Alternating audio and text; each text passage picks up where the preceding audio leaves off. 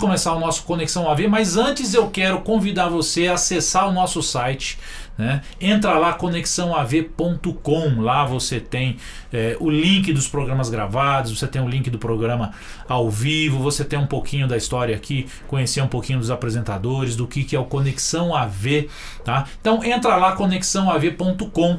Tem o nosso Instagram também, né? O conexão.av. Entra lá, segue a gente também, tá? E o nosso WhatsApp, tá? Você pode mandar a tua pergunta, a tua sugestão, tua crítica, enfim, tá aí à vontade, tá aí aberto 24 horas por dia, 7 dias por semana. Não funciona só durante o programa aqui. Então você pode mandar aqui aquela dúvida, aquela sugestão que depois você ficou pensando naquilo que a gente bateu um papo aqui na terça-feira. Fique à vontade. Aproveita para compartilhar também as suas experiências conosco, né? Exatamente. Você pode mandar isso via texto, via áudio, via vídeo, tá? Se você quiser fazer uma pergunta aí para o nosso convidado, você pode fazer um videozinho aí dos seus 20, 30 segundos com a tua pergunta. A gente vai colocar para ele aqui e vamos colocar ele para responder aqui, para tirar as suas dúvidas. E Paulo, lá no nosso site conexãoav.com temos alguns materiais lá já disponíveis para quem quiser fazer download. Sim, verdade. Material muito legal do Ney,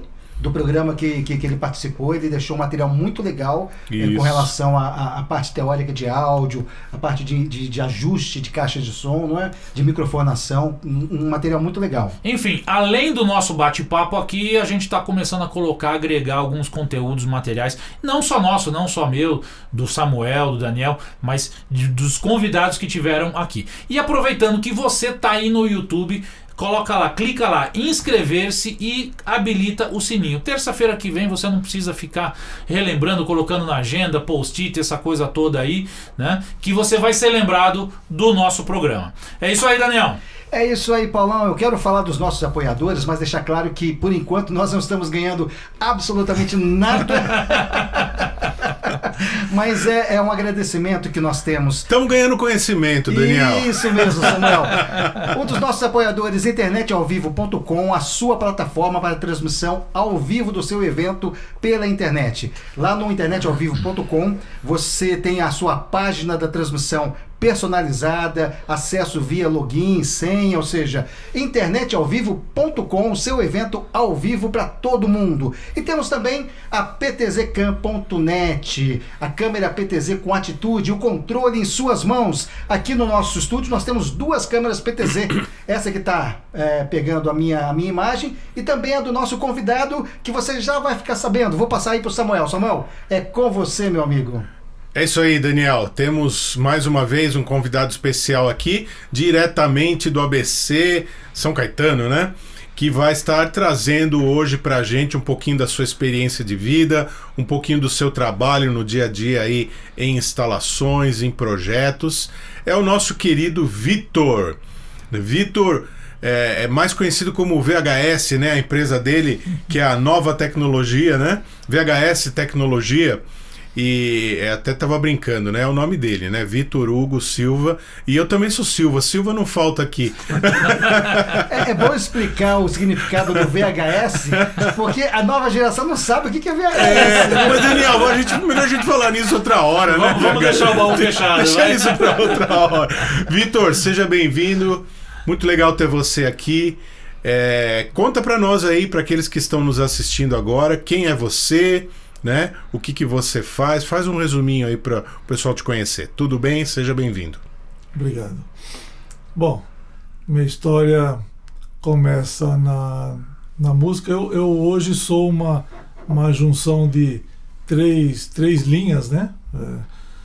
Três coisas que em algum momento se cruzaram, né?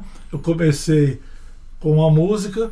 Eu nasci num lar evangélico, meus pais eram da Assembleia de Deus, meu pai tocava na banda, tocava clarineta e cantava no coral tenor, minha mãe cantava soprano.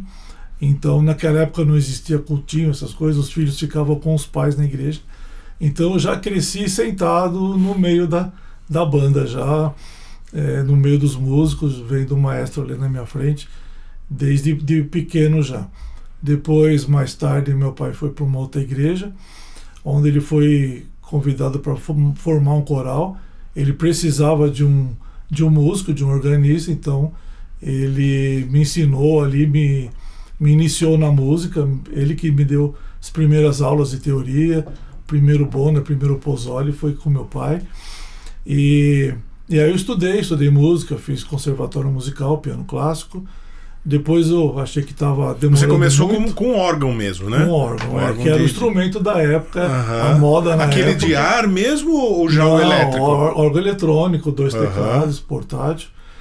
E fazia um sucesso tremendo na época. Aí eu fiz um curso na Yamaha de órgão eletrônico, né? Depois, mais para frente, aí para profissionalizar mais, aí entrei na Fundação das Artes de São Caetano. Aí já é um curso profissionalizante mesmo, onde eu aprendi muito que uso até hoje. Lá nas aulas de teoria, nós temos apreciação musical, percepção musical, onde você estuda que timbre que tem cada instrumento da orquestra, a função de cada um, né, os arranjos. Então, tudo isso eu uso muito até hoje, né, na hora que eu trabalho na operação de som. Tanto que eu opero para orquestras, inclusive, também, e os maestros gostam do nosso trabalho. Numa orquestra, eu diria que a orquestra tem 2 maestros, né? Tem aquele que conduz a orquestra e tem outro que fica na mesa de som. Esse é que dosa o volume de cada instrumento, e quem ouve a orquestra tocando ouve em função do que o operador fez ali na mesa de som, né? Qual é um filtro, o panorama, né, ali que ele montou, né? Ô Samuel, o Vitor Hugo também, além de ter sido ministro de música na igreja de Vila Gerde, né? Isso, hoje é foi diretor técnico, não é, Vitor? Da igreja. Vai compartilhar um pouco com a gente um pouco do que se passa lá na igreja, né? Então, aí a minha carreira na música, inclusive, inclui esse trabalho aí na minha igreja. Também, paralelamente, como na música, pelo menos na época, não tinha remuneração nenhuma, eu tinha meu trabalho também. Eu comecei, desde os 14, 15 anos, a trabalhar com desenhos e projetos de elétrica em empresa de engenharia. E foi isso, grande parte da vida, fazendo projetos de instalações prediais, industriais, de baixa tensão, média tensão, alta tensão, e fui trabalhando com isso. Depois, na indústria, já também trabalhando como projetista elétrico, já comecei também a atuar na parte eletrônica, né?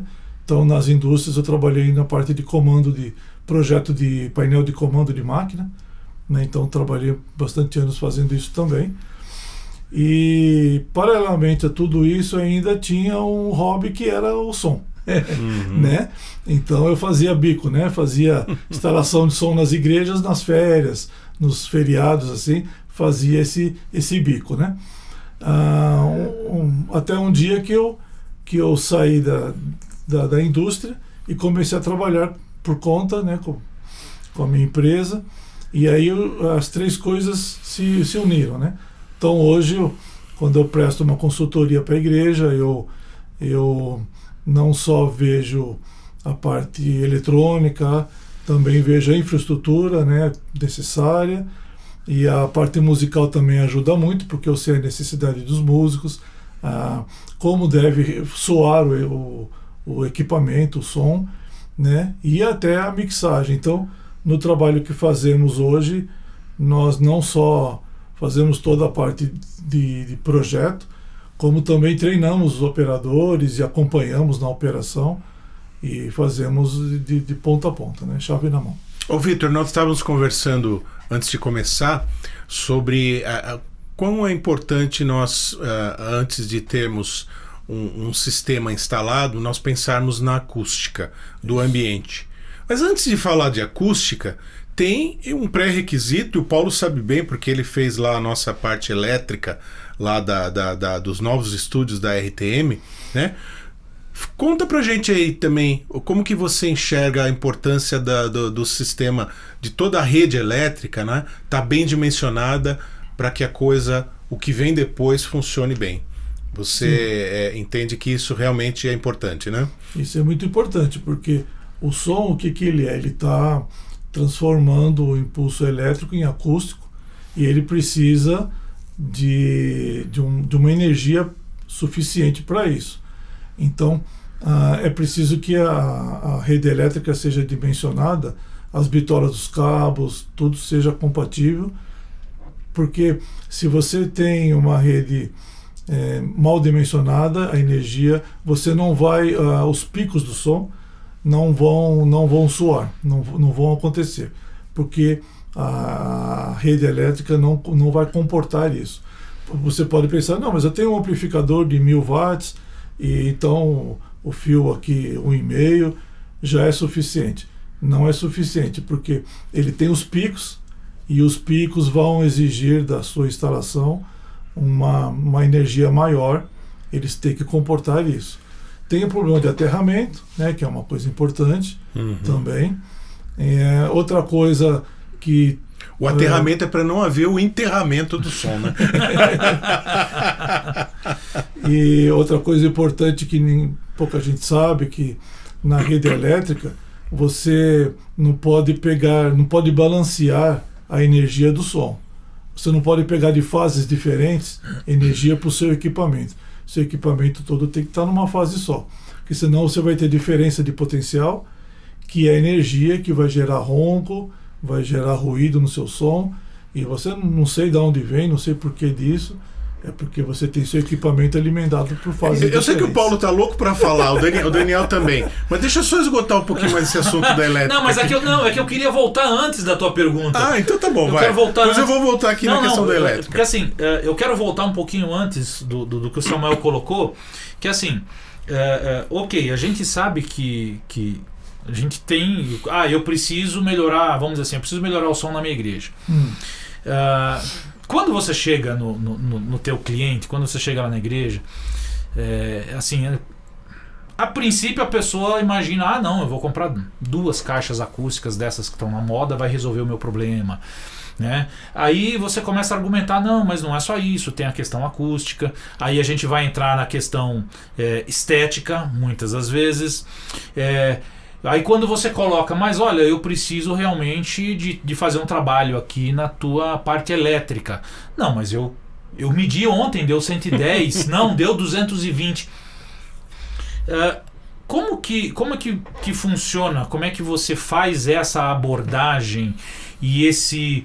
eu vou chamar de convencimento, mas na realidade é como que você... apresenta isso para que eles possam enxergar que na realidade o meu 110... Na realidade, ele pode não ser 110, o meu 220 pode não ser 220, eu posso ter tudo isso, ok, eu tenho lá minha energia tá ok, tá constante, mas ela tá cheia de espúria, eu tô com uma fase que tá ligada em um motor, tá sujando, enfim. Eu queria voltar nessa questão de realmente como que é feito esse levantamento, e como que é feita essa apresentação das necessidades. Aí eu estou colocando necessidades técnicas e não comerciais. Mas quando eu faço um projeto para a igreja, então tem algumas coisas que são essenciais constar no projeto. Então, acústica, outras coisas e tal. E é um item importante que vai constar, eu preciso de um circuito exclusivo para o áudio e vídeo. E pronto. Não preciso explicar o porquê disso, né? Assim, né? Isso é requisito essencial, né?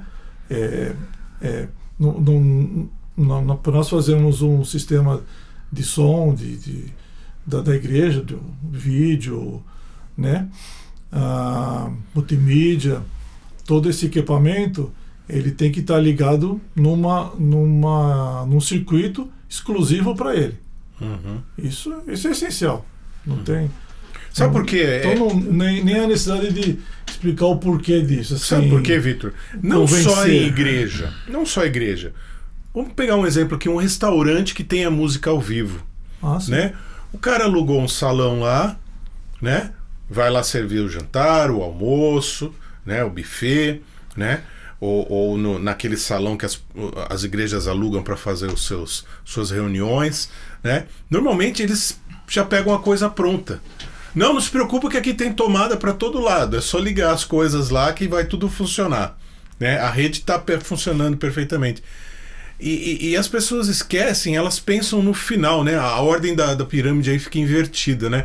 Eles pensam no equipamento de som, né? Pensam na iluminação, né? E esquece que antes disso tem a acústica, tem a elétrica, que é importantíssima. E que muitas vezes a concessionária não entrega de uma forma correta. Né? Às vezes você tem diferença entre fases, às vezes você tem problema de neutro, né? Às vezes você... Então, assim, realmente... E muitas vezes você tem problema de dimensionamento. Sim, eu me lembro que quando eu tinha um estúdio na sede de Vencedores por Cristo, que ficava lá no Brooklyn, a Casa de Vencedores era uma das últimas casas no fim da rua. Ficava distante do transformador. Inclusive queimou a fonte do meu Foundation 2000, ou seja, foi uma tristeza. Prejuízo. Porque chegava lá 88, 90 volts ao invés de 110, 127 volts, né? Ou seja, é complicado, né? Mas se a gente for olhar de uma forma geral, Daniel, eu não sei se o Vitor vai concordar comigo, é um desafio porque assim, quando você entra, você... ao invés de você chegar e falar assim, nossa, mas aqui tá tranquilo, nessa parte tá tranquilo, é uma série de desafios que você tem que balancear, né? Eu acho que a maioria, não só igrejas, mas auditórios e tudo mais, porque normalmente, aquilo que o Samuel falou também, quando você chega lá, não, vamos construir um auditório? Vamos. O pessoal pensa no conforto, na poltrona, uma série de coisas, mas no principal, né? Eu digo isso porque eu tive uma experiência há uns anos atrás que, tava toda a apresentação musical, com orquestra, com coral e tudo, mas tudo lindo, maravilhoso. Vamos começar? Vamos. Ok. O rapaz que chegou com a câmera lá que ia filmar, simplesmente ligou a iluminação dele na tomada, quando ele caiu geral. Né? Então assim, ou seja, estava tudo interligado no mesmo circuito. É que naquela época, Paulo, não tinha luz de LED, né? Era tudo incandescente. Não entrega, não entrega. 1000 watts, o cara ligou simplesmente não, Daniel. Um de 1000 watts. Daniel, não é naquela época não, hoje ainda acontece isso, infelizmente acontece. Mas Vitor, é isso que o Paulo estava falando, né? Esse trabalho de convencimento, a pessoa alugou um salão maravilhoso, nossa, aqui vai dar tudo certo. E na prática não é bem assim, na verdade. Você deve ter pego casos desse tipo assim. Né? É por isso que num caso desses assim, você vai com o seu equipamento fazer um trabalho num salão, você vai levar cabos suficientes para você puxar de lá do quadro dele, do quadro geral dele. Na entrada. Você não vai ligar numa tomada, você não pode confiar numa tomada dele. Você vai lá, liga no barramento do quadro dele, onde você vai pegar uma energia melhor possível, a energia que você quer, né? Sem queda de tensão, sem ruído, interferência, né? Aí é o melhor a fazer. E no caso de uma instalação fixa, de um auditório, a igreja ou não, nós puxamos um circuito independente do quadro de entrada, já dimensionado de acordo com o seu equipamento que você precisa, com a bitola que precisa, com terra, com tudo certinho. Né, com neutro bom. A vantagem hoje é que os equipamentos hoje eles estão cada vez mais leves, vamos chamar assim, né? Sim, já muito LED, né? Não tem tanto consumo, facilita um pouco, né? O som não, que o som são watts ainda. Sim, a luz cênica ficou leve, né? A parte de SPL, né, de potência, né? Então, isso aí continua. Isso não muda. Né? Agora, entrando um pouquinho em termos de acústica, né? A experiência, o papo que a gente tem tido com todo mundo que tem passado aqui é praticamente o mesmo, né? Ou seja, todo mundo se preocupa com equipamento, com instrumento, com tudo menos a acústica. Né? Qual é a tua percepção disso que você tem encontrado aí e como tem sido a busca dessa solução? Porque a gente sabe que envolve uma série de fatores. Por exemplo, se você pega igrejas mais tradicionais, tem as questões estéticas, não, porque ali você não pode alterar, porque aqui, né? Então, como é que você equilibra essas questões para chegar num denominador comum aí para... Eu faço assim, quando eu sou contratado, né, por uma igreja, eu vou fazer o projeto, o primeiro item do projeto, o primeiro capítulo do projeto é a acústica. Começa pela acústica, porque a acústica Antes da elétrica? Antes de tudo. A acústica é o mais importante de tudo. Por quê? Porque uma igreja com acústica ruim, você pode colocar 1 milhão em equipamentos lá que vai soar ruim.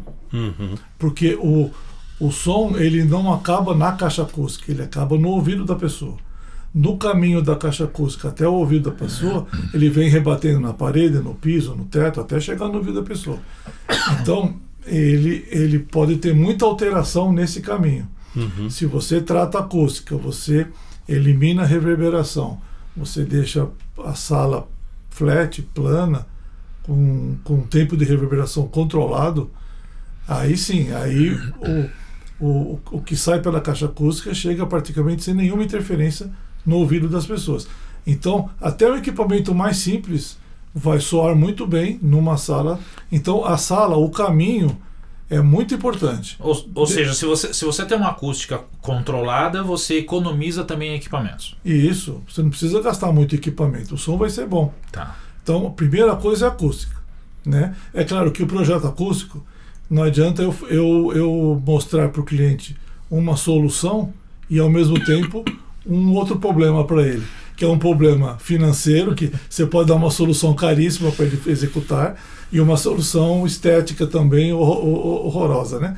Então você tem que junto com o cliente, até depois você leva até várias opções de materiais, aí você tem que encontrar um material que seja, inclusive, não muito caro, porque um estúdio, por exemplo, você montar um estúdio, você gasta muito dinheiro com acústica. Às vezes você gasta até mais na acústica do que no equipamento para montar um estúdio. Mas numa igreja, por exemplo, você tem que achar uma solução, um forro, um carpete, alguma coisa. Você tem que procurar alguma solução, mas tudo isso é calculado, nada é no chute. Então eu levanto primeiro a curva de reverberação que a igreja tem hoje. Está toda cheia de picos e tal, chega a ter 10 segundos às vezes de tempo de reverberação em algumas faixas de frequência. Dependendo aí, do pé direito.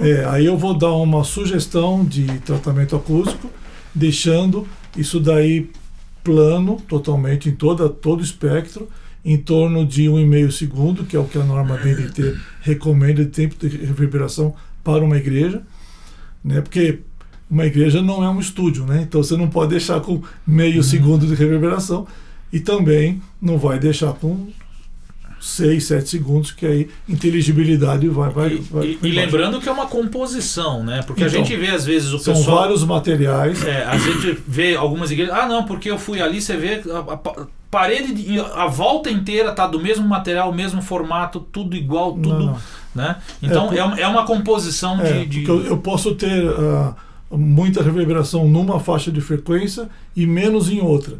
E tem material que absorve aquela faixa e não absorve outra. Esse é o material certo a ser usado. Se você colocar um material a olho lá, você pode até piorar. Porque você pode colocar um material que vai absorver um espectro maior do que aquela frequência que você não tem sobra nela. Tá. Aí você vai criar um buraco, um vale, que vai ficar horrível. E você vai querer compensar de alguma forma e a tendência então, depende do tratamento. Se você fizer a olho, é até pior, é preferível não fazer nada. Agora, isso tudo também tem que ser trabalhado em questão de posicionamento de caixas acústicas, né? Não, então, resolvida a acústica, aí vamos para a eletroacústica. Aí sim, vamos ver o posicionamento certo de caixa acústica para que você tenha homogeneidade na distribuição do som, desde a primeira fileira até a última fileira, ouça igual, temos que ser democráticos, né, na distribuição do som, todos têm que ouvir igual dentro da igreja. E depois vem a parte do tratamento do áudio, né, a captação do áudio, microfones, né, como conectar os instrumentos, aí vem mesa de som, vem tudo isso. Depois de tudo isso feito, nós vamos gerar um diagrama com toda a necessidade. Aí vem a parte elétrica.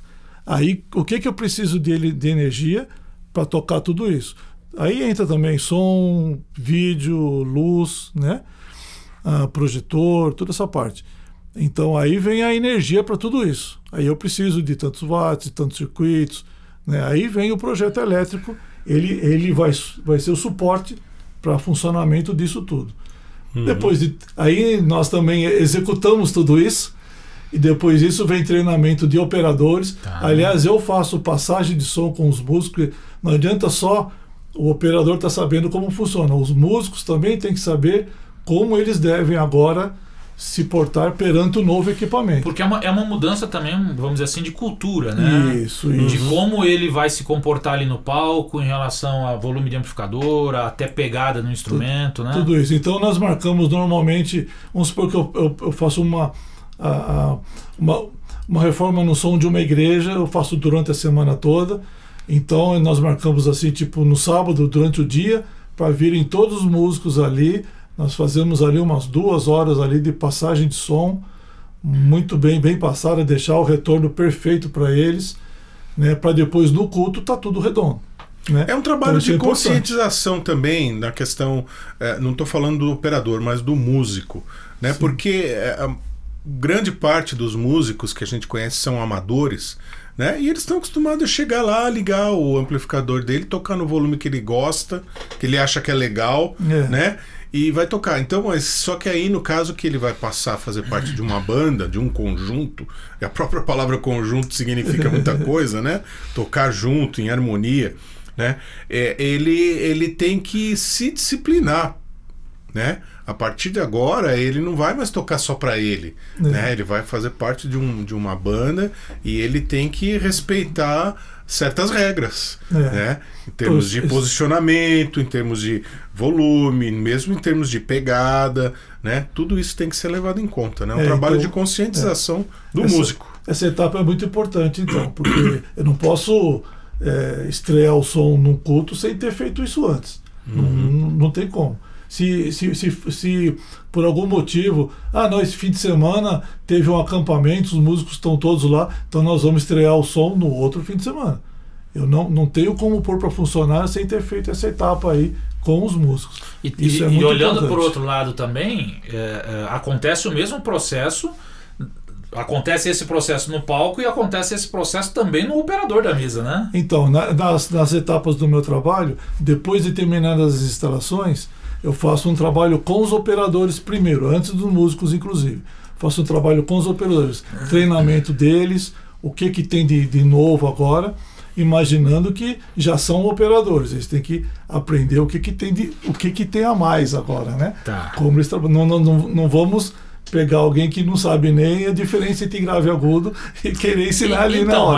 Mas aí é que tá hoje, a gente convive basicamente com voluntários, né? E o voluntário a gente sabe que é tipo assim, Deus te abençoe, irmãozinho, vai lá e se vira, né? Então, mas ele está há algum tempo pelo menos ali, né? Então a gente já pega alguém que já tem um início pelo menos. Tem muitas igrejas que aproveitam para aumentar a equipe, né? Nessa hora, não tem problema. Então chegam pessoas que não sabem nem onde liga a mesa de som, não tem problema, né? Mas tem alguns que já sabem um pouco mais, então a gente vai fazer o treinamento para todos, né? Claro que esses aproveitam melhor, depois com o tempo eles vão passando para os outros. Qual que é a maior dificuldade que você vê nesses jovens voluntários? Alguns deles pegam bem a coisa, outros têm mais dificuldade de entender, de compreender, de fazer isso na prática. Você tem visto, tem encontrado esse tipo de dificuldade? Sim, por aí? Tudo e isso. Como é que você trata isso? O que eu vejo é o seguinte, no caso, para você pegar um voluntário e treinar para ser operador de som, vai ser muito bom se ele já tem alguma experiência com música. Né? Se ele for um músico, então ajuda muito. Porque, na verdade, a operação mesmo em si, até que ela é simples, até que ela é fácil. Não é muito difícil. O difícil é a percepção dele. Né? Eu tenho um exemplo, por exemplo, de um que aconteceu comigo já. Na minha igreja, eu precisei recrutar mais pessoas. Aí eu recrutei um rapaz que ele já atuava na música da igreja. Ele é músico, ele canta, ele dirigia e tal. Aí o primeiro dia dele foi numa quarta-feira. Antes do culto eu já dei uma dica para ele e tal, não sei o quê. Aí começou o culto, ele já fui mostrando para ele já foi mexendo um pouquinho ali e tal. Pra você ter uma ideia, no meio do culto eu fui embora para casa. Já deixei ele lá sozinho, já senti confiança já. Uhum. Porque ele já era músico, ele já sabia o que fazer, o que precisava ser feito. Ele só precisou que eu indicasse para ele aonde que ele consegue aquilo. O mais difícil para você ensinar para os operadores é isso, ouve o som, o que está faltando, o que está sobrando e o que você tem que fazer. Agora, aonde faz, isso aí na verdade é até bem fácil de fazer. Mas por outro lado, eu sempre estou um pezinho atrás de ter um músico na mesa, porque assim, se o cara é baixista, você já sabe o que está acontecendo. Se ele é batera, você já sabe quem que está na frente, né? Corre então esse assim. risco, claro. Mas ainda é melhor do que alguém que não sabe a diferença entre baixo e bateria. Você acha então essencial que o operador tenha noções de música? Ajuda bastante. Tem bons operadores que não são músicos, mas tem musicalidade. É mais difícil. Tem musicalidade. Mas ele demora um pouco mais, vamos assim dizer, para. Se ele já é músico, agiliza bastante o processo de aprendizado dele. Isso facilita. Só que em muitas igrejas pequenas principalmente, tem poucos músicos. Você não consegue, às vezes, tirar um músico da banda para pôr no som. Sim. É diferente, tem que pegar alguém que não é músico. Eu conheci uma igreja que o rapaz, ele ia lá, ligava o som, ele ia tocar, ele cantava, e no meio do culto, muitas vezes ele saía, ia na mesa, não ficava tão distante assim, mas ele ia na mesa fazer lá os ajustes necessários e voltava porque realmente é falta de pessoal. Né? Hoje em dia é mais fácil isso, né? Sim. Ele faz com o tablet. É verdade, hoje em dia tem. Mas às vezes a igreja não tem nem condição de ter um tablet, né? Então aí a coisa pega um pouco mais. O Neizinho é um que faz isso. Ele lá da bateria, ele tá operando lá o som. Tem um cliente nosso, um movimento bíblico, que o operador de som é baterista também. E ele faz isso, ele vai lá para a bateria com o tablet e pronto. É verdade. Hoje a tecnologia ela facilitou muito. A gente vem conversando isso já algumas vezes aqui, e eu acho que de certa forma ela tem deixado as pessoas até um pouquinho mais preguiçosas. Eu vejo com uma certa preocupação agora com a entrada da inteligência artificial, que já está no nosso meio, né? Por quê? Porque as pessoas hoje elas sabem o que tem que ser apresentado, qual é o produto final, mas elas não sabem qual é o processo, né? Como é que você está vendo essa entrada aí de inteligência artificial, dessa tecnologia que nem todos ainda têm acesso, mas que eu acho que em pouquíssimo tempo ela vai estar dominando. Então, por exemplo, hoje você já tem mesas que elas te equalizam, ajustam o teu compressor, ajuste de ganho, faz tudo sozinho com 3 segundos que você falou no canal ali. Como é que você está enxergando isso? Isso é algo que vem a agregar, que vem a somar? Ou talvez isso vá trazer até um pouquinho de problema pra gente? Na última teve um encontro aí de profissionais de áudio. Em uma das palestras foi falado sobre isso. O palestrante trouxe esse assunto aí e realmente pegou todo mundo de surpresa, assim, poxa, é mesmo, né? Inteligência artificial, como é que ela faz? Lá são operadores de som praticamente que participavam, né? E assim, existe esse risco.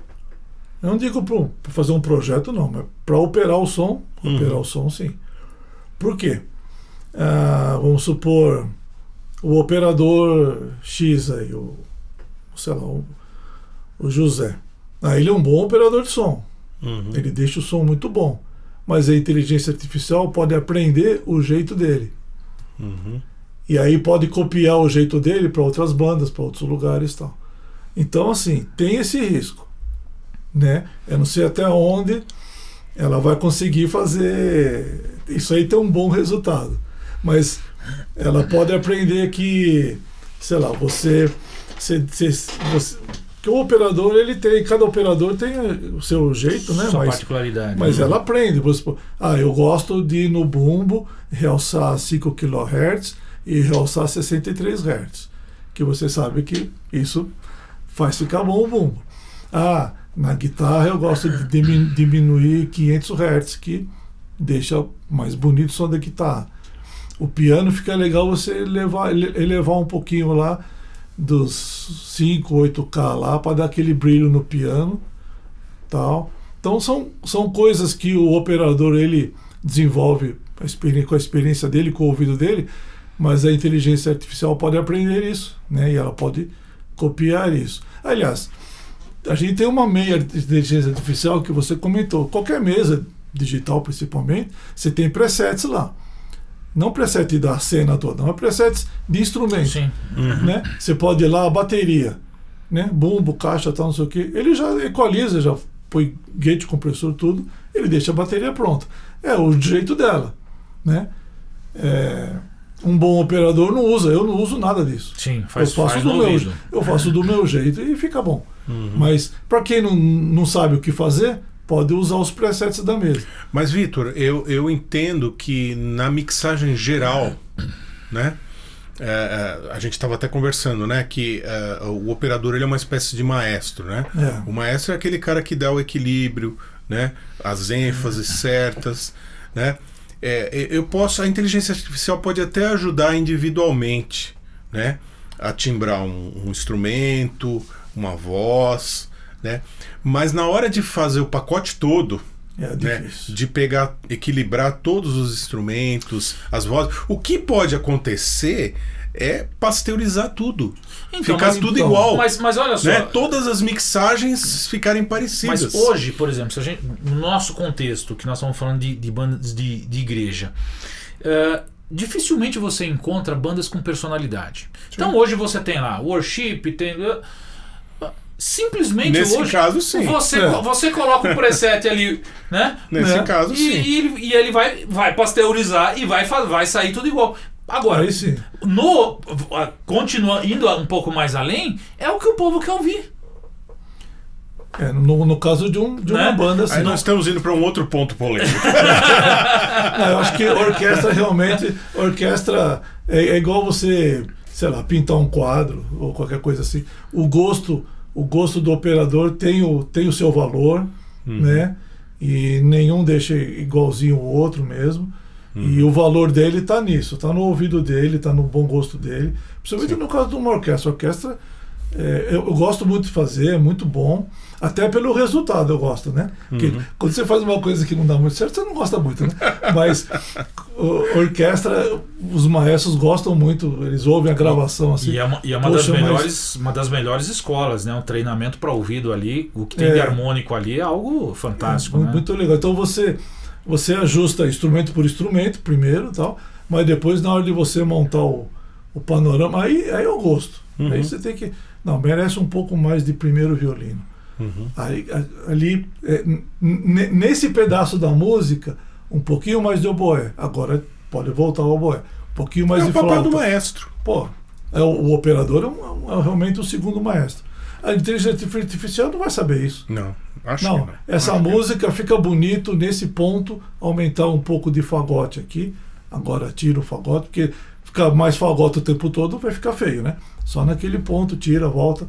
Então isso é inteligência artificial, acho que não chega nisso, vai demorar muito para conseguir isso. Mas assim, eu sei que você... Temos uma pergunta de uma pessoa aqui, pode falar, Paulo. Eu sei que você aplica treinamentos também e tudo mais. A minha intenção de colocar a inteligência artificial na roda aqui é exatamente essa. Você não acha que a gente está criando uma distância muito maior? Porque vem o surgimento da inteligência artificial e o que acontece? A gente está cada vez mais utilizando presets, como você falou, você abre ali na mesa, eu vou equalizar um bumbo. Pô, eu não vou no meu ouvido, eu vou ali, puxo o preset, não, para mim ali tá bom. Você não acha, mas você não acha que, por exemplo, para esse pessoal que está chegando agora, a gente não está indo mais para o sentido da praticidade do que do desenvolvimento? Mas assim, por exemplo, eu sei que a mesa tem esses presets todos, mas eu, por exemplo, eu nunca usei. Eu sei que tem, mas nunca usei. E nunca vi nenhum operador, lugar nenhum usar, não usa. Um principiante eu acho que pode até usar, né? Porque não sabe, né? Como é que eu faço para deixar pelo menos razoável que nem o som da bateria? A bateria é muito complicado. O resto você deixa meio flat, ainda mais hoje em dia que o guitarrista ele tem uma pedaleira muito boa, ele manda o som pronto para você já. Teclado já é pronto, sempre foi, né? Então, mas a bateria não. A bateria é o único instrumento que você... os ajustes são drásticos, né? Tá. Você muda muito. Nada fica flat na bateria, né? Então, o uso de presets para um principiante pode ser interessante. Mas logo ele vai ver que, né, no ouvido dele vai soar melhor. Existe ele vai melhorar. Um mundo além do preset. Ele vai melhorar muito aquilo. É um começo, é um ponto de partida. Mas nenhum operador de verdade usa preset, não. Esses presets de canal. A Tatiane, você conhece, sabe quem é? Está perguntando se existe um projeto acústico ideal para uma igreja. Existe. Sala São Paulo? Existe. Porque o projeto acústico, o resultado dele é o ideal, seja qual for a igreja. O resultado qual tem que ser? Uma curva, né? Uma curva plana de, sei lá, de 80 Hz a 10 kHz e com tempo de reverberação de, vamos supor, 1,5 segundo. Esse é o objetivo, seja onde for. Mas a fórmula não é o mesmo. A receita do bolo é diferente. O caminho para chegar nesse resultado, aí o profissional ele vai trabalhar com vários materiais. Aí tem bastante matemática, bastante mesmo, bastante matemática envolvida, porque cada material ele foi feito um ensaio, né, no IPT. Então cada material ele absorve mais uma frequência, menos outra. Aí você combina materiais que absorvem uma coisa ou outra, até você atingir esse plano aí. Então esse é o ideal, independente então não existe assim, para uma igreja, para outra igreja, uma curva diferente. Não, a curva tem que ser essa.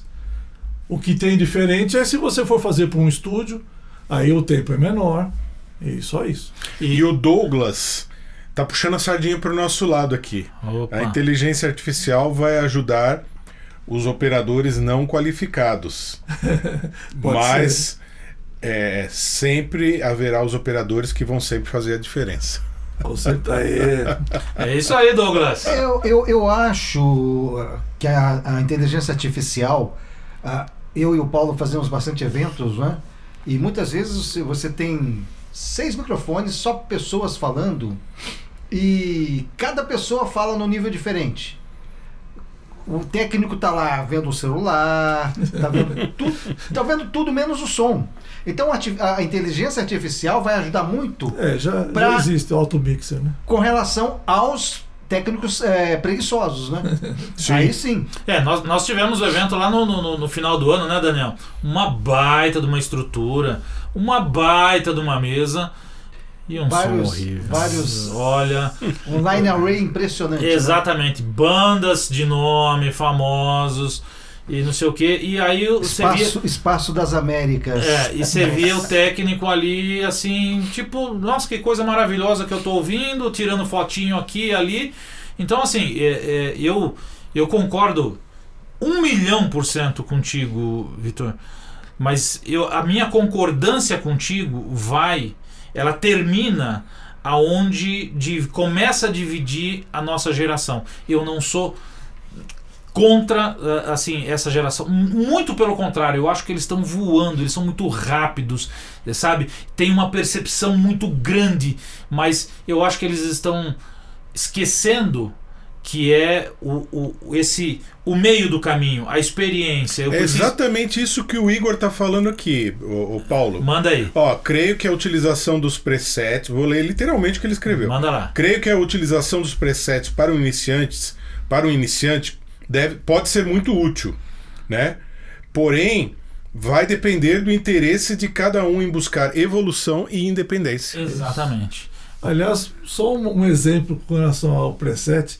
Quando eu faço um trabalho para uma igreja, um trabalho completo, eu opero o som no culto de estreia do novo som. eu opero. Por quê? Eu já passei essa fase da instalação, já passei a fase de treinamento dos operadores, já passei a fase com os músicos e agora vem a fase com a igreja. Né? Eu preciso demonstrar para a igreja que o equipamento é bom e eu preciso fazer os últimos ajustes, que só durante o culto que você faz isso. E uma vez que eu fiz isso, eu gravo o primeiro preset na mesa, primeira cena. Eu gravo a primeira cena na mesa. Isso é muito legal, por um lado, porque eu provo para a igreja que o som é bom mesmo. Porque o exemplo que você falou, o operador faz ficar bom ou faz ficar ruim. Ruim. Então, eu mostro, não, o som é bom, vejam que o som tá bom, do começo ao fim do culto. Os operadores ficam junto comigo, vendo o que eu estou fazendo, e eles estão entendendo o que eu estou fazendo, porque eu já treinei eles. Então eles já sabem o que eu estou fazendo, estão aumentando o aprendizado deles. Eu estou demonstrando o equipamento para a igreja, e eu vou deixar gravado primeira cena na mesa.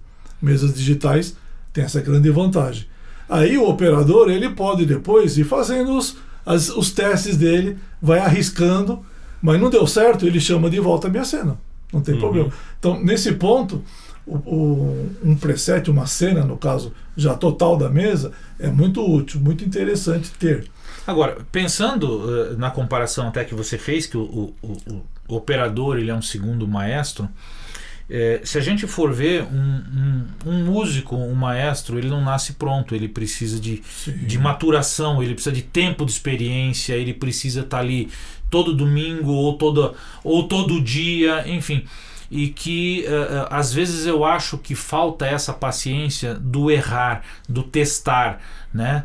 Porque assim, se a gente for analisar friamente, a inteligência artificial nada mais é do que um banco de presets.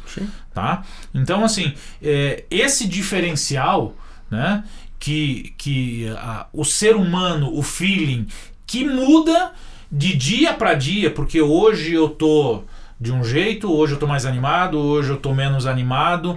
Muitas vezes você traduz isso na tua mesa, na tua mix, na tua equalização, né? E isso é natural, isso é normal. Da mesma forma que muitas vezes você pega um músico que tem uma pegada, uma levada muito boa, tira um timbre legal, vai chegar num dia que você fala assim, opa, o cara tá com a bateria fraca hoje e tudo mais. Para mim, eu considero isso de uma forma natural, normal, até uma certa tolerância, né? Mas eu acho que assim, a gente precisa pensar que nós precisamos nos desenvolver dia a dia, né? Aprender com os erros, testar, experimentar, né? Não só simplesmente, não, fui lá, puxei o preset, puxei a cena, mesmo porque hoje eu puxo a cena, nós estamos a 20 graus, né?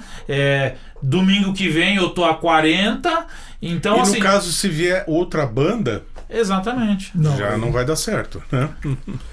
Mas você tem um ponto de partida, né? Sim. Sem dúvida. Imagina você entregar a mesa de som zerada, como vem de fábrica, para alguém que não tem Agora, deixa eu, já que a gente está nesse ponto aí, qual é a tua visão sobre profissionais na igreja? Contratados, músicos profissionais. Não, de modo geral, músicos, operadores. Certo. Aí eu tô colocando, porque assim, nós estamos falando até agora, o nosso papo está sendo áudio, mas se a gente for pensar, a gente tem toda uma estrutura, streaming, iluminação, uma série de coisas. Então não adianta você ter um técnico de áudio profissional se o teu iluminador é um iniciante. Então assim, qual que é a tua visão aí, olhando de modo geral, de músico, de técnico, como é que você enxerga isso? Bom, isso eu tenho visto o seguinte, as igrejas menores não têm condição de ter profissionais contratados, né? Conforme a igreja vai crescendo, ela vai tendo uma condição financeira melhor, ela vai investindo pelo menos em alguns pontos-chave, né? Por exemplo, quem que é essencial para você ter um culto? Tem que ter o pastor, né? Claro, primeiro, né? Então o pastor é o primeiro remunerado ali, que é essencial, né? Tem que ter ele. Um segundo, quem que é? O líder da música, né? Um bom músico que ele se ele estiver, tem música, né? Mesmo que não venha mais ninguém, mas se ele tiver, pelo menos ele já segura as pontas. Outra pessoa-chave é um líder da parte tecnológica, por exemplo, né? Que também, principalmente hoje em dia, né? Se você não tem som, você não consegue fazer o culto também, né? Então, se a igreja puder, ela tem, talvez, acho que nem as maiores igrejas não tem a equipe toda remunerada. Acho que é muito, muito raro isso. Talvez nos Estados Unidos, né? Mas por aqui mesmo, as igrejas grandes, elas têm alguns profissionais, chave em cada ponto, e um grupo de voluntários que ajudam, né? Mas você tem um cara que aquele cara é o profissional e ele garante o resultado. Então, se você puder ter essa pessoa, é melhor, né? Você fica mais tranquilo, você sabe que vai acontecer, né? Que você falou, por exemplo, sobre as várias áreas, né? Um exemplo que eu posso dar é na minha igreja, por exemplo. Eu cuido dessas áreas todas, né? Eu que montei tudo lá, instalei tudo e eu treinei a equipe toda que trabalha. Então, assim, eu faço uma escala do pessoal, eu chego cedo, ligo tudo, testo tudo e eu fico coordenando eles todos. Eu fico com o rádio, eles todos têm rádio, e eu vou dizendo, faz isso, faz aquilo, e eu vou coordenando a equipe toda, cinegrafistas, luz, streaming, né? O pessoal todo trabalha sob minha coordenação o tempo todo.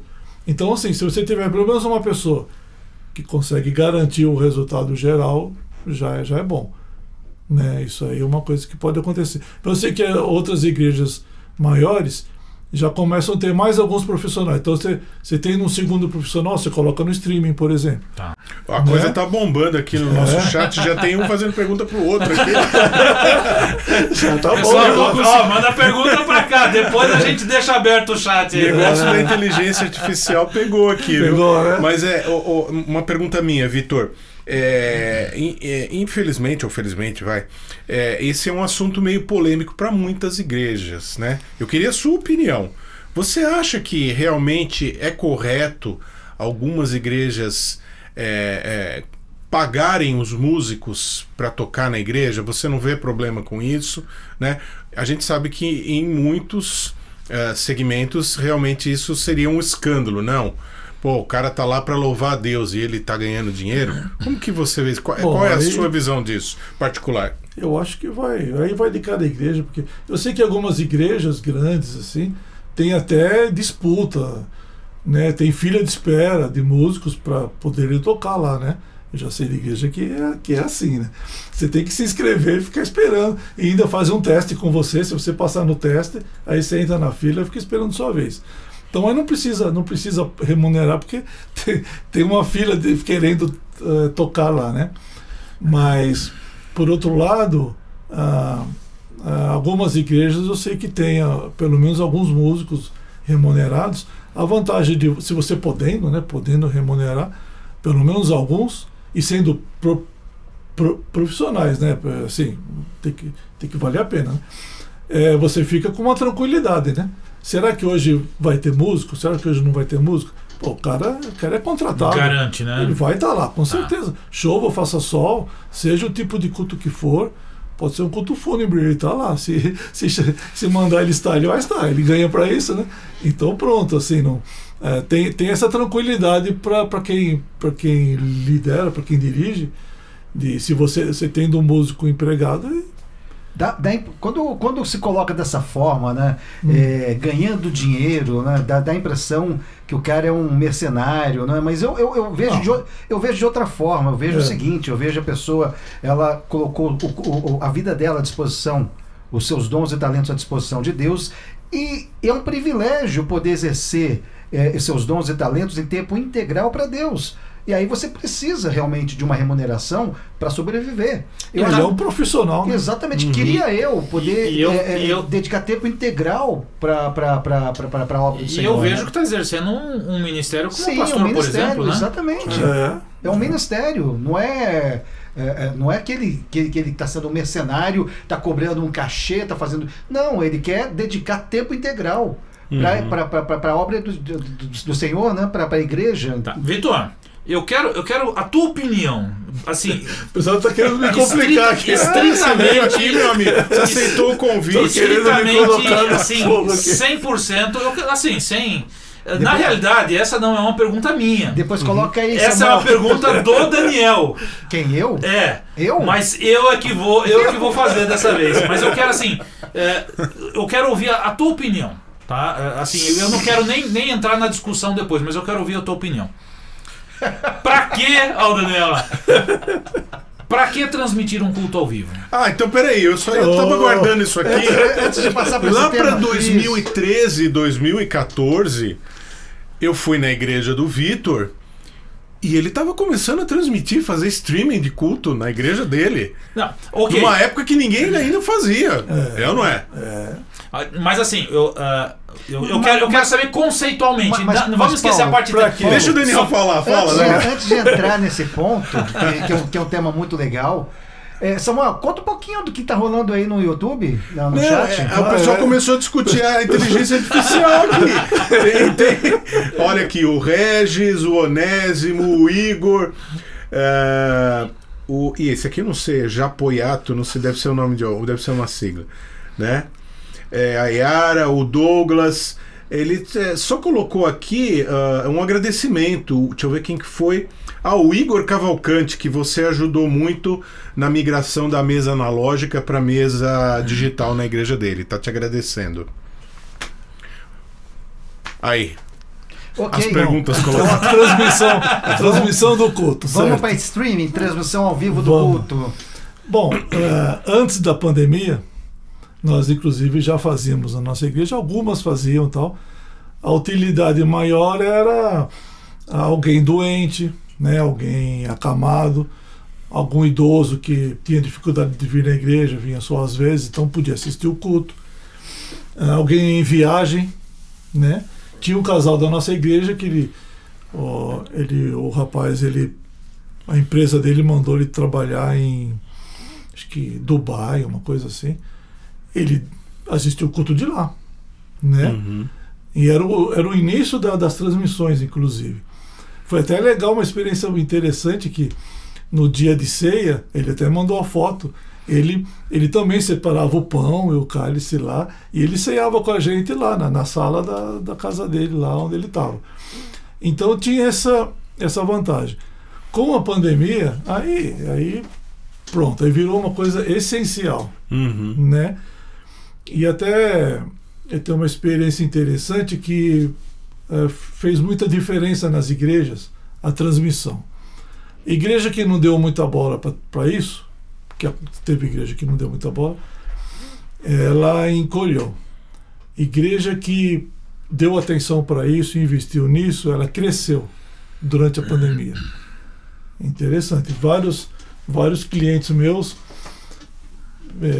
eles cresceram, aumentou a membresia, aumentou as entradas financeiras, inclusive. Mas não é uma regra, né? Porque conheço várias igrejas que a transmissão ao vivo pela internet durante a pandemia não alterou muita coisa, né? Mas também não encolheu, né? Pelo menos. Mas os membros puderam. O que aconteceu? Uma coisa que eu vi que aconteceu importante. Precisava ter a transmissão, porque senão ia assistir de outra igreja, né? Ou transmissão de outra igreja. E aconteceu uma coisa assim. A pessoa colocava na transmissão da igreja dele, estava lá o pastor na cozinha da casa dele com violão e a esposa dele cantando, fazendo o culto. Uhum. Aí ele mudava para o canal da outra igreja, estava lá um grupo musical bem filmado, com várias câmeras, O som vendo bonitinho. som bonito, bem mixado, né? Bonito, uma coisa, um som bacana. Eu vou ficar aqui. Uhum. Então, o que aconteceu durante a pandemia, que aconteceu muita migração de uma igreja para outra. A nossa igreja, quando teve o primeiro culto presencial de novo, domingo vai acontecer de volta, estaremos presentes aqui na igreja. O pastor mandou os visitantes ficarem em pé, metade da igreja ficou em pé. Tá, eu acho que assim, Então, cumpriu a função na pandemia. E hoje? Então, o que aconteceu? Muita gente mudou de igreja por causa da qualidade da transmissão, né? Interessante. Então, então, durante a pandemia teve essa função importante. Bom, passou a pandemia. Agora volta aquela mesma função de antes, né? Dos idosos, dos doentes, dos viajantes. E ainda tem um pouco também dessa concorrência aí de qualidade, né? Ó, o José Antônio está dizendo que ele era um desses aí, que veio de outra igreja e está na sua igreja. Tá vendo? Nós fisgamos ele pela qualidade tecnológica, né? E musical. E a mensagem, é claro, também tem que ter uma música boa, uma palavra boa, não há dúvida. Não adianta só ter uma transmissão muito boa. Talvez alguma igreja até investiu nessa parte, mas também não é só isso, né? Você tem que ter uma mensagem boa, uma música boa. Sim. Aí tudo, você junta o útil ao agradável, dá um bom resultado. Então hoje acontece isso ainda, né? As pessoas têm a oportunidade hoje de sentar no sofá e no controle remoto ficar trocando de uma igreja para outra. E ela pode comparar. Mas isso é saudável? Quem tem... Isso é saudável? Quem tem a melhor música, quem tem a melhor mensagem. Você está florando uma disputa entre igrejas, não é? Ou seja, praticamente. Porque antes você ia na sua igreja e você só conhecia outra assim, raramente, né? Você ia na igreja e tinha sua comunhão com as pessoas. Sim. Você tinha... Agora você troca canal de televisão. Pois é, então... Eu sinceramente, hoje, pós-pandemia, eu questiono muito a necessidade da igreja transmitir o culto ao vivo. Você quer... O Daniel se animou agora. Ele entrou na... Manda ver, conversa. Você entrou quer, na briga. Você quer dar uma atenção para as pessoas que estão doentes, para idosos, que não têm condições de ir à igreja, não é? Essas pessoas... Você pode fazer um trabalho especial, você pode fazer uma mensagem específica para ela, deixar disponível no site, ela sabe onde pegar essas mensagens específicas para ela, ou seja, não sei, assim, você tem tantas opções e não obrigatoriamente fazer a transmissão ao vivo pela igreja, ao vivo do culto da igreja, né? Assim, eu conheço... Você pode só gravar e depois disponibilizar, né? E eu conheço várias igrejas que tentam transmitir o culto ao vivo pela internet e muitas vezes não tem a expertise, não tem a estrutura técnica. Isso acaba virando um efeito contrário, ou seja, você acaba denegrindo como é que posso dizer, o culto da igreja, né? Ou seja, não sei. Eu não sou a palavra... Mas, infelizmente aconteceu isso agora. Mas, Daniel, tem essa vitrine, então lá as igrejas na vitrine. Você falou um termo correto, Vitor. Vitrine. As igrejas passaram a ser vitrines. E eu não acho que isso seja uma coisa saudável, sinceramente. Porque o não cristão... Eu não sei se você está sendo atingido pela transmissão ao vivo. A ideia nossa aqui não é a gente julgar ou dizer se está certo ou se está errado, mas a gente tem procurado trazer uma reflexão sobre esse ponto, sabe? Porque assim, a gente vê muitas igrejas tentando alcançar os seus objetivos de uma forma muito simples, muito direta, e a gente vê outras que querem produzir fazer hiperproduções, né, com painel de LED, iluminação, porque agora a gente... Não, eu concordo, eu acho que a tecnologia ela está aí, tem que ser utilizada dentro da igreja. Mas agora, para que nós estamos utilizando? Mas muitos cultos viraram um espetáculo. Sim, né? sim. Mas a ideia aqui é realmente a gente colocar esse tema sobre a mesa e não achar uma solução aqui agora, quem está certo e quem está errado. Mas é a gente fazer realmente assim, as pessoas refletirem um pouco e pensarem um pouco, porque o meu ponto de vista é o seguinte: você investe uma grana que não é pouca, né? Para quê? Para você utilizar 2 horas, 3 horas na semana? Por que você não pode estar utilizando produzir outros programas específicos, diretos, né? Então assim, você tem uma equipe de voluntários, né? Se você não tem, você inicia, você começa, mas a gente está simplesmente, eu vou lá, aperto o streaming, né, 7 horas da noite no domingo, quando é 9 e pouco eu encerro e fica registrado no YouTube e está tudo certo. Mas você sabe que na minha igreja, por exemplo, não é problema a transmissão, assim, não é prejudicial para a igreja. Tem a parte positiva. Por exemplo, esse fim de semana mesmo, o pastor lá, ele compartilhou com a igreja que ele precisou, no sábado teve um culto lá de mulheres, eles participaram do começo do culto, mas tiveram que viajar, tinham um compromisso, e eles foram assistindo o culto na estrada. Ele achou que bênção que é a tecnologia. Ele continuou, ele não foi prejudicado porque tinha viagem. Eu acho que, eu já dei essa minha opinião aqui, eu vou repetir.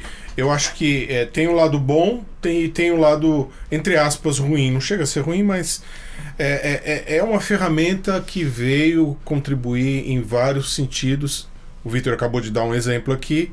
A pessoa não podia acompanhar o culto todo, continuou acompanhando na estrada. Hoje em dia o 4G ou 5G permite isso pra gente, né? Isso é muito bom, né? Mas eu acho que a essência da igreja está na comunhão. Os irmãos têm que estar junto, né? Tem que, como diz um outro pastor aí, tem que sentir o sovaco um do outro, né? Tem que encostar o ombro, tem que apertar as mãos quando se encontra. Compartilhar os problemas, tem que as abraçar, alegrias, não é? tem que conversar, conta as bênçãos, irmão, né? E isso é igreja, né? É aquele compartilhar, é aquela comunhão. Às vezes eu tô com o coração apertado, né, Samuel? Exatamente. E vem uma pessoa e dá uma palavra isso que muda a tua... Não é nem o pastor, é o irmãozinho lá que foi lá e... Então isso é o essencial. Então todos os membros das igrejas têm que ter essa consciência. Eu vou para a igreja para ter comunhão. Porém, existem alguns casos excepcionais, que é aí que eu acho que entra a transmissão do culto. Não é um espetáculo que nem o Paulo falou. Vamos fazer um baita de um culto para ser transmitido, para ser o melhor culto já visto na internet. Não. Vamos transmitir, vamos pôr 2 câmeras e vamos transmitir o culto. Para quê? Para que aquelas pessoas que estão impossibilitadas, idosos, enfermos, né, que não podem, por causa dessas circunstâncias, terem esses momentos de comunhão com os irmãos, de alguma forma poderem pelo menos sentir através das imagens aquilo que eles gostariam de estar fazendo, que é estar presencialmente. Então eu entendo que nesses casos é importante você ter a transmissão do culto, mas o ideal é que as pessoas vão para a igreja. Mas eu, só completando aqui a ideia e o meu raciocínio, eu acho que existem muitos pastores hoje em busca de likes, em busca de curtidas, e conheço alguns que já vivem muito bem de monetização em cima da igreja. Tem isso também, é verdade. Posso só falar uma coisinha rápida? O nosso culto lá não é monetizado, não. O Vitor deu o exemplo aí do pastor que estava viajando e teve o privilégio, né, de poder estar acompanhando a mensagem. Mas eu conheço vários casos, tá? Não vou assim, também não quero generalizar, de várias pessoas que têm casa no campo, não é? Ou seja, de casa de veraneio, viaja, deixa de ir na igreja porque vai para casa e assiste o culto. Exatamente isso que eu estava dizendo. Exatamente, isso não é ser igreja. Desculpa, isso não é ser igreja. Isso não é, porque aí eu pego o controle remoto, não é? E vou achar a mensagem que mais me agrada. Mas nós falamos aqui, vamos voltar ao tema então, agora linkar uma coisa na outra. Deixa eu só dar um dado estatístico curioso. Eu cuido disso lá na minha igreja, então eu tenho inclusive os números, né? O que acontece na nossa igreja, quando ela tem algum culto especial, algum culto que lota a igreja, a internet também lota, né? Bomba a internet, muitas visualizações. Agora tem um feriado prolongado, que todo mundo viaja, fica vazia a igreja, a internet também fica vazia. Então não é uma gangorra, quer dizer, as pessoas não deixam de ir na igreja e ficam em casa para assistir. Pelo menos na minha igreja não acontece isso. Porque senão a igreja está vazia, a internet estaria cheia. A igreja está cheia, a internet vazia. Não. Lá quando tem bastante audiência, tem nos 2 lugares, presencial e online. Quando não tem em nenhum lugar também. Curiosidade, Vitor, você tem sido procurado para fazer também esse tipo de instalação nas igrejas? Instalação de captação de vídeo, transmissão, streaming. Fala um pouquinho dessa experiência. Eu sei que o nosso tempo está estourando, né, Daniel? Está estourando, não, já estourou. Deixa o Vitor falar um pouquinho sobre essa parte de streaming de vídeo. Principalmente na época da pandemia, quando as igrejas viram que se elas não fizessem nada, elas iam perder membros, né? Tem uma igreja, inclusive, um cliente nosso, que ela vendeu uma propriedade para investir no áudio e vídeo, né? E ela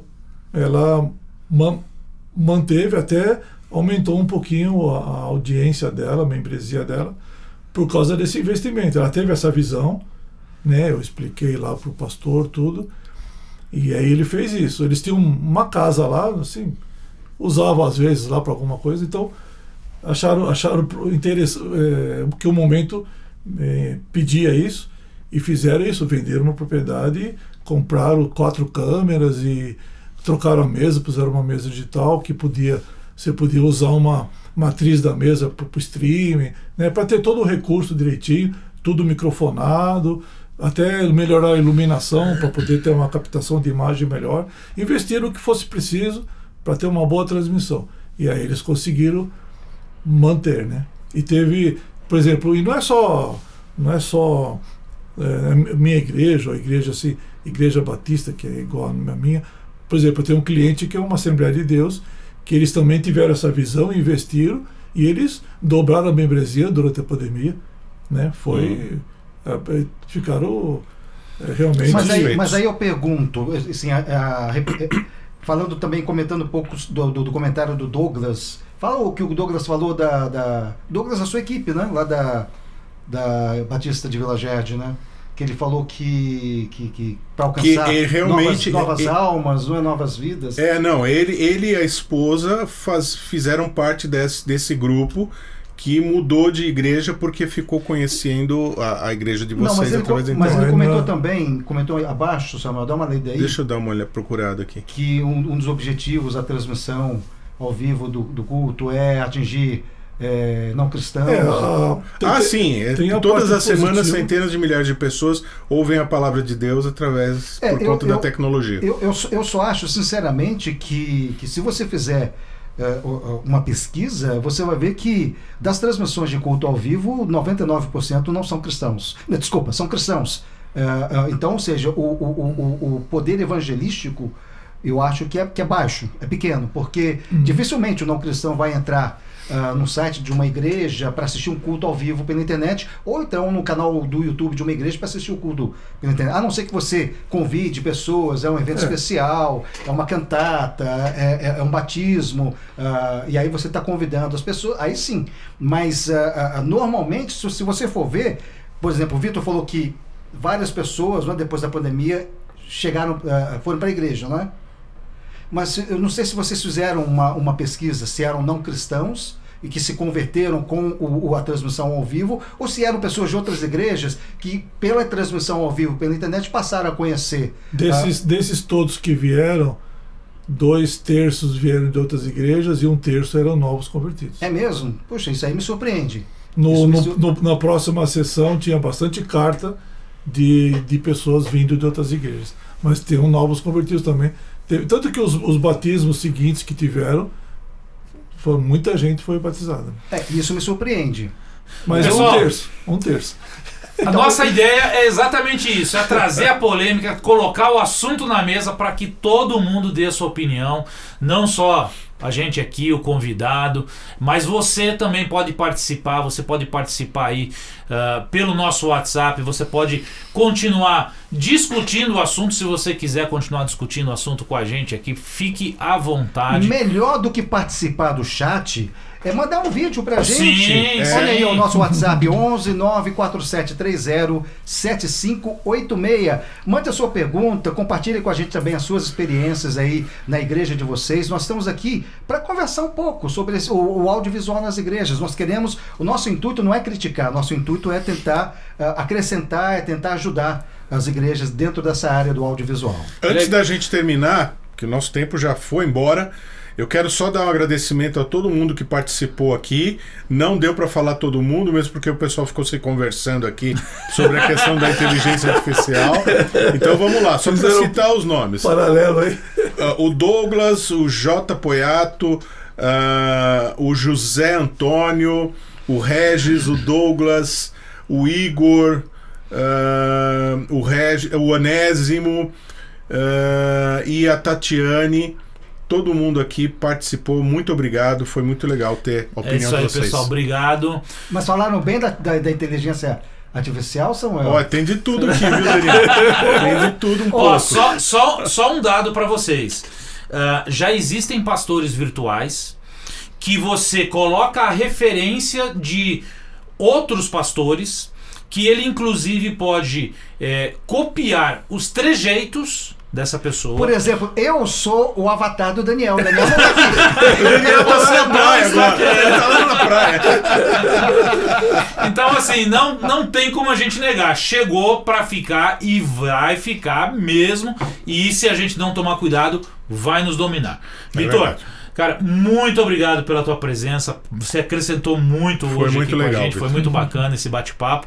Tá? Obrigado aí por tá compartilhando a tua experiência, teu conhecimento. Quer deixar aí um contato? Daniel, tem o contato dele aí? Quem quiser te achar, como é que faz, Vitor? Tá aí, ó. Manda o WhatsApp. Tá na tela aí, ó. Tá na tela. WhatsApp, hein, pessoal? Ligação por telefone hoje não rola mais não, tá? É WhatsApp mesmo, aí você manda lá todos os seus objetivos, o que você quer, o que você não quer, já manda foto, já manda o DWG da igreja. Dá pra encontrar... Enfim, manda tudo pelo WhatsApp dele. Dá pra encontrar a sua empresa pela internet? Dá, vhs.com.br. vhs.com.br. Joia. Legal, pessoal. Então é isso. Vitor, quer deixar mais alguma coisa, uma palavra? Agradeço muito, fiquei muito contente. Nós eu estamos estava preocupado. Eu sempre estou do lado de lá, né? Quando do lado de cá é difícil, né? Imagina. Mas eu estava preocupado, eu fiquei contente. Bagagem como você, tem experiência, só tem a acrescentar. Somos muito gratos pela sua participação. Viu? Com certeza, a gente que agradece muito a sua presença, Vitor. E acrescentou muito, né, pessoal? É isso aí. E vocês aproveitem, coloquem aí no chat quem que vocês gostariam que nós chamássemos, convidássemos aqui para estar aqui com a gente. Legal. Papo. E facilita, já manda o telefone junto, tá? Tá bom? Eu já vou falar aqui, dar um spoiler, né, Paulo? A gente já está chamando de novo o Marcelo Neri para ele falar um pouquinho, porque o Marcelo, além do conhecimento, do expertise, ele tem também a empresa dele que fornece vários equipamentos, tanto de áudio quanto de vídeo. Isso. Vamos estar batendo papo também com o Fabão do grupo Pinnacle, que também vai estar falando um pouco sobre os novos lançamentos da Blackmagic. Só para vocês, a gente quer ajudar vocês a achar a melhor solução para cada necessidade. Sugiram temas também, tá, pessoal? O que vocês querem aí tá ouvindo, tá discutindo. O espaço aqui é de vocês, o espaço aqui tá aberto, tá? Pra gente bater um papo. Realmente aqui é um bate-papo, não tem nada de... Não é nada combinado antes, a gente simplesmente abre e damos um start e vamos embora. A gente tomou um cafezinho antes de começar e vamos lá, vamos embora. E podem fazer críticas, né? Porque sim. nós queremos acertar, não é? Ou seja, se você tem uma crítica construtiva, algo que você possa estar nos ajudando que o Conexão AV possa melhorar, não é? Cada vez mais, não é? Estamos abertos, nós não temos problema nenhum com relação a críticas, não é, Paulo? Eu tenho um pouquinho, mas tudo bem. Eu prefiro deixar as críticas com você e com o Paulo, tá bom? Pessoal, terça-feira que vem, 8 horas da noite, nesse mesmo canal. De novo, você está nos assistindo aí pelo YouTube. Do ladinho ali tem um botãozinho escrito inscrever-se. Depois tem um sininho.